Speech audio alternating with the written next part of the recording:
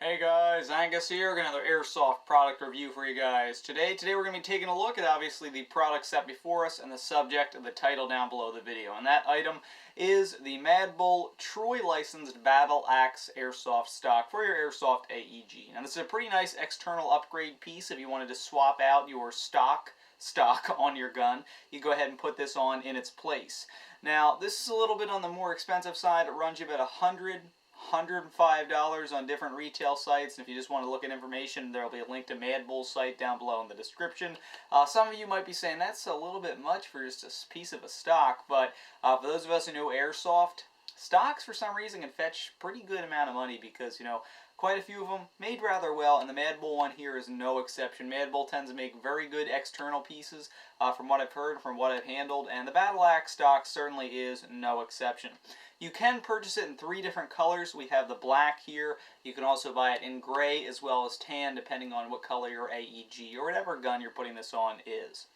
With it, you will get a Tamiya connector extension. What this is for is if you were attaching this to, say, a gun with a buffer tube battery space, you could connect that Tamiya connector inside the buffer tube down to the hollow area below so you can house a bigger battery. That's why you get the Tamiya connector extension. We'll set that aside and talk about the stock very quickly. Now, as you can see, you have the Battle Axe stock here. It's made to look exactly like the real one that Troy actually produces. It is constructed of polymer, and let me tell you, if I was ever an advocate for polymer, really wanted to push it, I would show you this stock, because this stock, yes, it's polymer, which is plastic, but it's incredibly solid. It's got some weight to it, probably because it has a little bit of metal mixed in. It maybe weighs a pound or two, and overall, it's very solid, very good quality stock. I do not think this is going to break on you anytime soon, unless you go on a rampage to smash it into a tree. It's just that solid. It's got a very nice smooth texture and feel to it. No real crips or anything like that. No seams really seeable for me. On the top here, you have a pretty comfortable cheek rest pointing at a small seam. You can faintly see one up top. You do have sling mounts all over the thing, such as up top. And that's pretty practical. Obviously, a lot of the serious airsofters might be looking at this. Obviously run slings, and it's good to have them on your stock. A lot of the stress on the details about the stock would be its cheek rest. Me, it's not too fantastic. Yes, it's comfortable, but nothing really spectacular about it.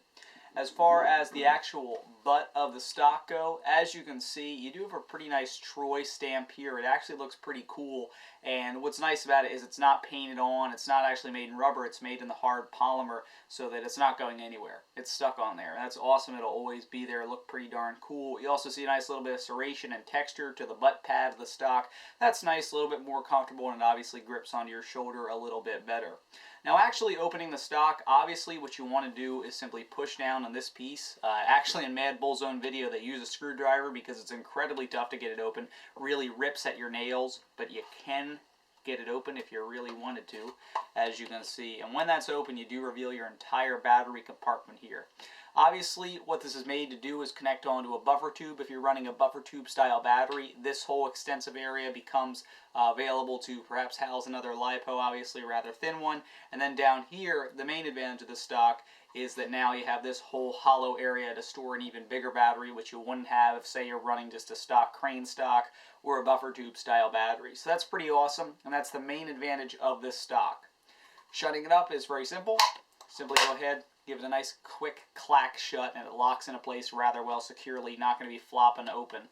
Also, a nice touch there was this butt pad doesn't come off. It is hinged, so it stays on. You're never going to lose it, basically. Another piece to point out would be your kind of paddle or toggle switch up here, which is made of a slightly lower quality plastic, but still, it's pretty solid.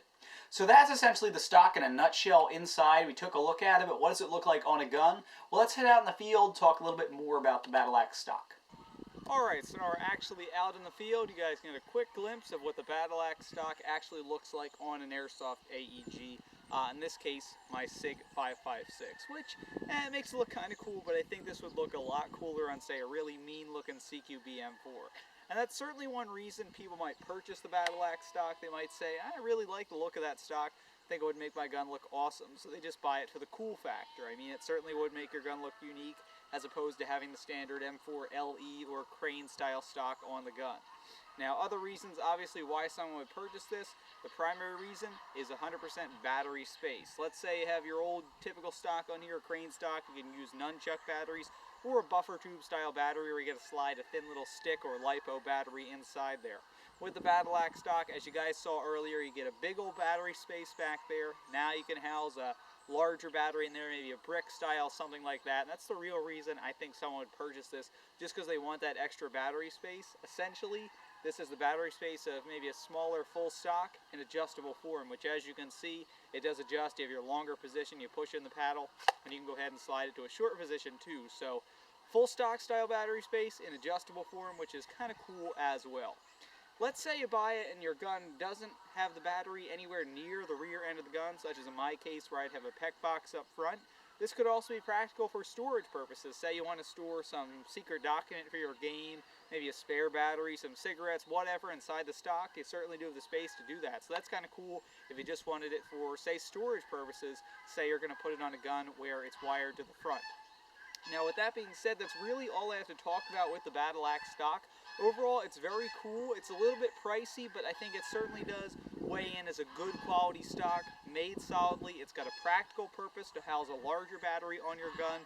The one con I can think of is that it's kind of a pain to get this butt pad open in the back, something that really does bend your nail if you try and do it with your finger. But overall, I think it's a very good quality stock. I would certainly recommend it. I think I'm going to put it on one of my guns, maybe not the 5.56, something that might look a little bit cooler. So thanks for watching, guys. Please subscribe.